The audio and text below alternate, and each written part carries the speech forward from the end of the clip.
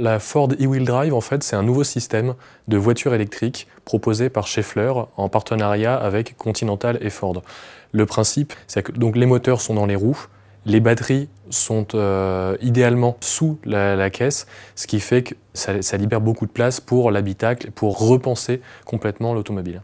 L'avantage aussi, c'est le côté plaisir de conduite. Chaque roue est indépendante sur la motricité. C'est-à-dire qu'on a aujourd'hui des ESP qui agissent sur les freins. Là, ça va être l'inverse, en fait. Il y a une roue qui va accélérer pendant que l'autre va ralentir. Autoplus a pu tester un prototype et le bilan est que le confort de conduite et le dynamisme de la voiture est assez impressionnant.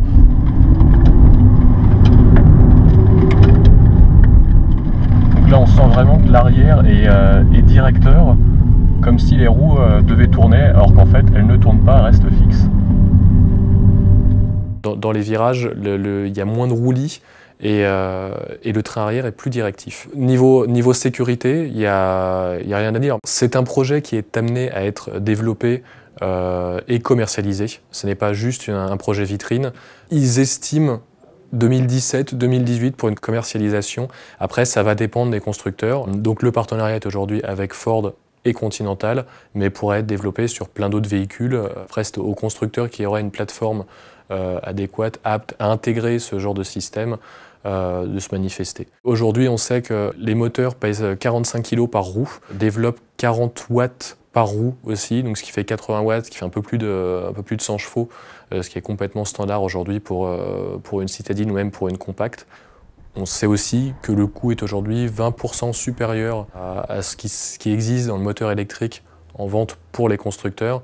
En revanche, niveau récupération d'habitat dans le véhicule, c'est une autre façon de voir les choses. L'avantage de cette voiture, c'est qu'elle va faciliter la vie des citadins, surtout pour le stationnement. Pourquoi? Parce que comme il n'y aura plus rien entre les roues avant, l'angle de braquage peut être beaucoup plus important, voire même braquer à 90 degrés, et donc pouvoir faire pivoter le train avant de la voiture dans un premier temps, et pourquoi pas, par la suite, c'est un de leurs projets, incliner les roues arrière aussi à 90 degrés permettra de faire donc qu'une seule manœuvre.